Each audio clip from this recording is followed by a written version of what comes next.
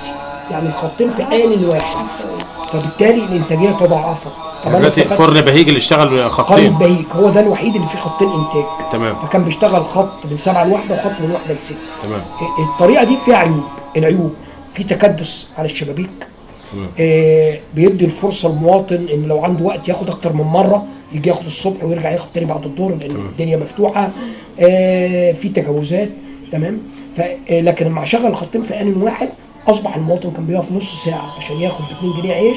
النهارده انا تيقنت وتاكدت ورحت وشفت المواطن بيقف من 10 دقائق طبعا لان بقى خطين يعني انتاج، شباكين شغالين، ده بيرمي عيش وده بيرمي. أيوة. وهذا الكلام انا بقول لحضرتك دلوقتي اطلع على قريه بهيج هتلاقيه شغال، يعني مش هنعمل، لا عملنا وخلصنا التوسعات واشتغل فعلا. طب وامكانيه بقى تطبيق ده في كل الاماكن اللي امكانيه تطبيق ده في كل الاماكن هي في مشكله. انا ليه اختصيت بهيج؟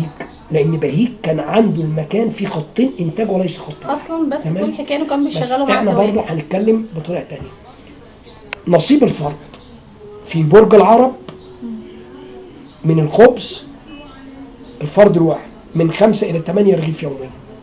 أيوة. البرج القديم، انا بتكلم على البرج القديم، وهذا الكلام ممكن تروحي تتاكدي منه من مكتب التموين. نصيب الفرد في الخبز في مدينه برج العرب القديم من 5 إلى 8 رغيف، بعض المناطق 5 بعض المناطق 8، مع ان مفروض ان يكون نصيب الفرد 3 رغيف يوميا.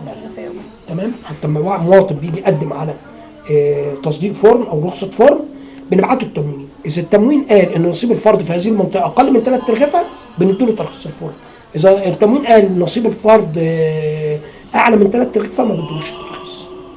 تمام. فالنهارده برج العرب لا من 5 ل 8 رغيف. تمام. طيب حل مشكله الخبز حاليا الان عندنا مبنى هنا اسمه المبنى نقطة الذبيح. هذا المبنى كان مجهز للطب البيطري عشان يشتغل سلخان يعني. اللي هو في الميدان. اللي في الميدان. الطب البيطري رافض استلامه. بيجهز حاليا لان هنعمل فيه فرن اسمه فرن المليونية. فرن المليونية الطاقة الانتاجية له 700 رغيف في الساعة. يعني لو اشتغل ما شاء الله 8 ساعات مدينة البرج. ما هو انا عامل له خطة تشغيل، لو اشتغل 8 ساعات هيديني 56,000 رغيف يوميا. ده في 8 ساعات. الطاقة الانتاجية دي بعد 700 رغيف في الساعة. في 8 ساعات يدي 56,000 رغيف. طيب الفرن ده هنعمل بيه ايه؟ في شكوى من نقص العيش في البرج الجديد. تمام. انا هنعترف، هنتكلم بامانه وبصراحه. فهندي كميه من الانتاج هذا الفرن تدعم بقى البرج الجديد. ادي اول حاجه. النقطه الثانيه، القرى السياحيه في الصيف بتبقى عبء علينا، فهنمد منه للقرى السياحيه. بقى في وفره بقى في وفره. ما انا قلت لحضرتك ان انا من 5 ل 8 رغيف، فعندي زياده. عندي بعض المناطق هنا البعيده، ابو سير، الغربانيات. تمام. هطلع لها من حصه المخبز ده، هنطلع لها حصه في اكشاك وهشغل فيها الشباب عشان افتح فرصه للعمل. هيستلم مني الرغيف العيش متكيس، الفرن ده بيطلع العيش متكيس يعني في كيس. هيستلم العيش وهيبيعه للجمهور بالسعر الرسمي اللي هو 5 سنت. وده هيكون بعيد عن الافران اللي شغاله حاليا، ملوش اي علاقه لا ده فرن جديد، ده لسه جديد بينشأ من اول جديد. بس احنا حاليا مش هتقلل بقى الحصه اللي بياخدها الافران لا لا لا لا لا لا لا. هو سياده المحافظ مشكورا وعدنا ان انا هوفر لكم دقيق. ايوه ده اللي انا يعني ايه عشان ما نخش في متاهه الدقيق. يقولوا لا ده انتوا سحبتوا مننا الحصص او الكلام دوت. سياده المحافظ مشكورا يعني قال انا هوفر الدقيق. تمام. ده بالنسبه لمجال الخبز. طيب لو اتكلمنا في مشكله بقى الصرف الصحي اللي بيقولوا ان دايما العربيات اللي هي بتكسح بتبقى عطلانه بالاكثر من اسبوعين وبال3 اسابيع. تمام. انا عندي 3 عربيات. تمام. مش ده قليل طبعا اكيد. 3 عربيات على المركز قليل فعلا. احنا مدرجين في الخطه الاستثماريه القادمه اللي هي في 7/2014 هيجي لنا ان شاء الله كمان عربيتين. تمام.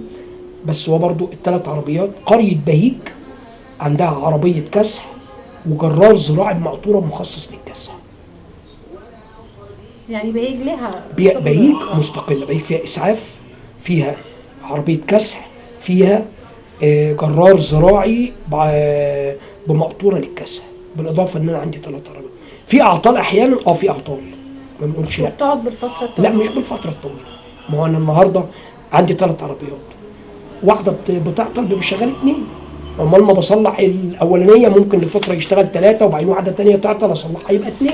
طب والشكوى ان ال3 عربيات بيبقوا من اكتر من 15 يوم عطلانين؟ لا مش اكتر من 15 يوم، هي ممكن مثلا 48 ساعه ان ال3 عربيات يعطلوا. وحقيقه ان كان في 88 مليون موجودين في خزينه الصرف الصحي، وبعد ما حصل مشكله الثوره والحاجات دي اتنقلوا من خزينه الصرف الصحي ونزلوا اسكندريه.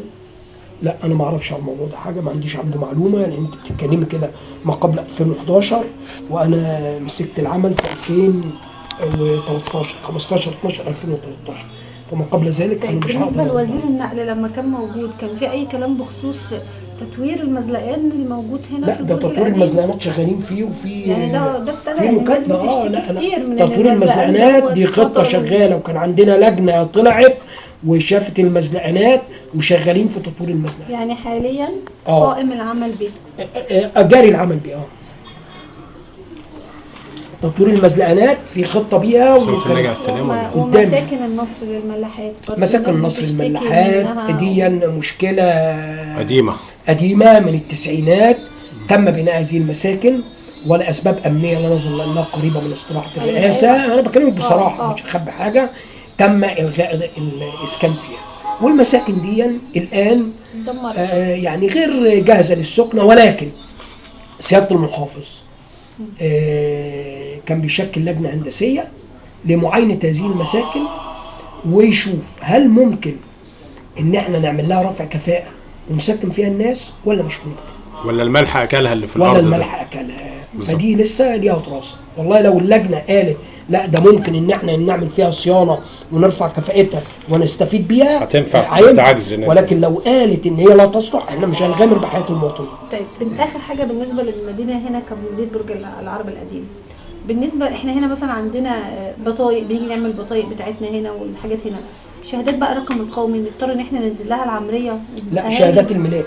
شهادات ميلاد الرقم القومي جنب هنا اهو بيتعمل. ما انا بتكلم على شهادات الميلاد مش الرقم القومي. فبيبقى في بعض من الاهالي كتير جدا، بكلم حضرتك بقى كجمعيه اهليه لا ما انا عارفه مشكله شهادات الميلاد. بيبداوا ان هم يقولوا احنا ما عندناش فلوس او ما عندناش امكانيه او حتى ما نعرفش، لان معظمهم يعني ناس مفيش بسطاء جدا.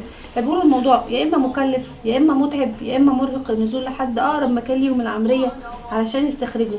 طب ما فيش امكانيه ان هنا يكون في نفس المجمع اللي موجود ده مكان استخراج ومكان شهادات الميلاد؟ انا الشكوى وصلتني وانا هروح اقابل رئيس مصلحه الاحوال المدنيه في اسكندريه وهعرض عليه المشكله واشوف حلها ايه. اذا رئيس مصلحه الاحوال المدنيه حل معايا حل، ما حلش هعرض على السيد المحافظ. بس قبل ما اعرض على السيد المحافظ لازم انا اروح الاول اقابل رئيس مصلحه الاحوال المدنيه اشوف رده. هي الشكوى وصلاني فعلا وانا واخد فيها خطوات. هي بس يعني انا ممكن على الاسبوع الجاي لو سالتيني اقول لك عملت ايه مع رئيس مصلحه الاحوال المدنيه. انا عامل حسابي اروح له على حد او الاثنين. طيب بالنسبه بقى للمشكله الابديه اللي هي مشكله النجوع، اللي هي النجوع دي مشكلتها انها بتتبع اداريا مدينه برج العرب وبتتبعكم انتم فعليا، اللي هي زي مثلا نجع السلام او نجع نوار او تمام. فبالنسبه لنجع السلام طبعا النجوع دي كلها طبعا اتبنت بطريقه عشوائيه وما كانش فيها تنظيم او تخطيط، فبتواجه مشاكل ما بين مشاكل الميه وما بين مشاكل النور وما بين اصلا يعني مثلا نجع السلام بيشتكي جميع افراده بقالهم سنين من ان الطريق بتاعهم مظلم جدا، بدات تحصل فيه حوادث تثبيت وخطف احيانا، لان طبعا معظمهم عاملين بالمصانع وبيرجعوا بالليل والطريق بتاعهم بيبقى ضلمه وطويل جدا. نجع السلام بيتبع البرج الجديد ولا يتبع البرج القديم؟ نجع السلام قبل السكه الحديد. نجع السلام بيتبع البرج القديم الجديد ولا يتبع البرج القديم؟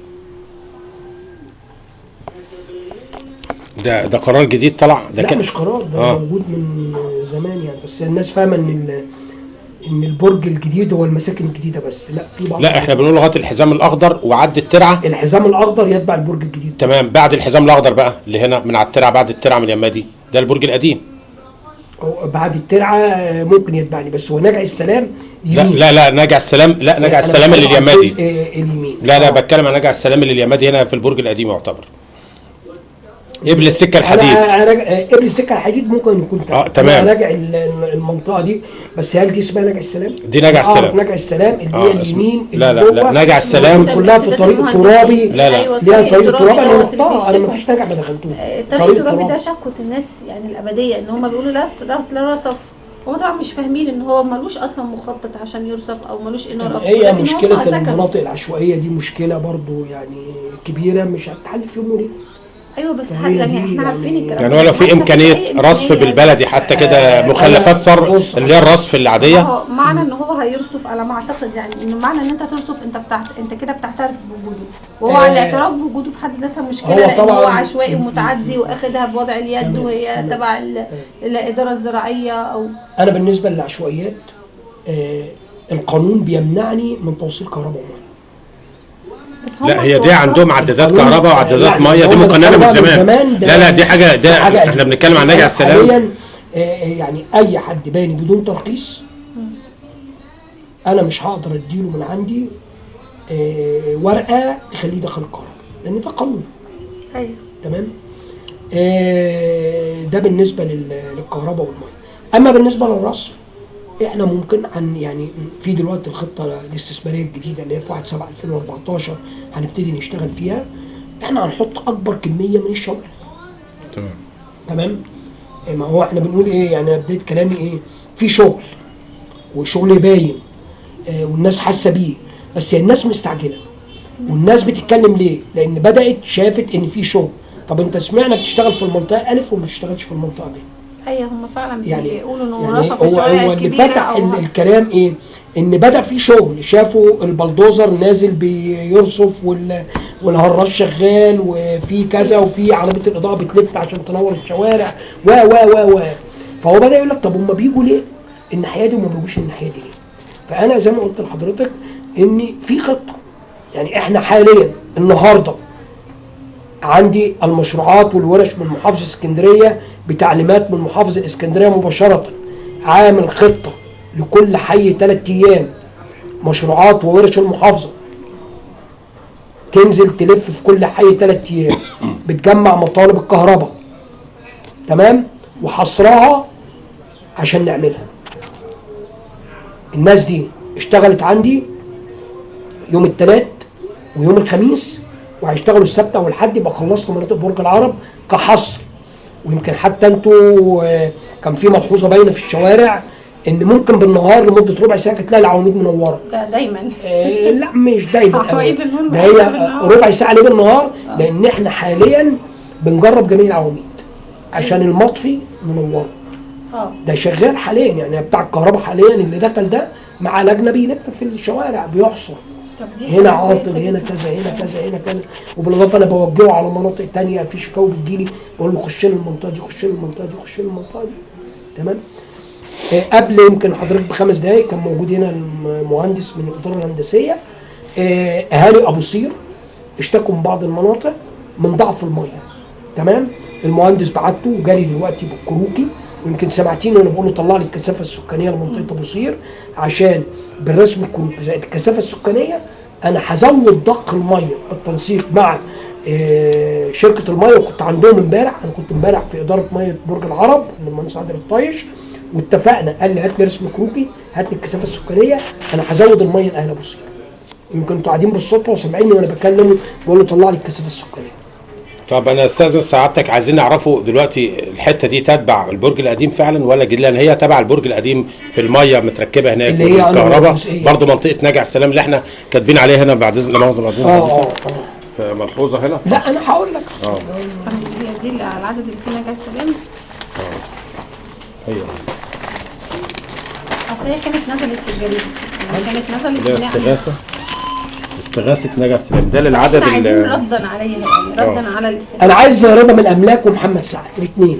بص بسرعه من الساعه 1 ل 10. وقف تسجيل شويه.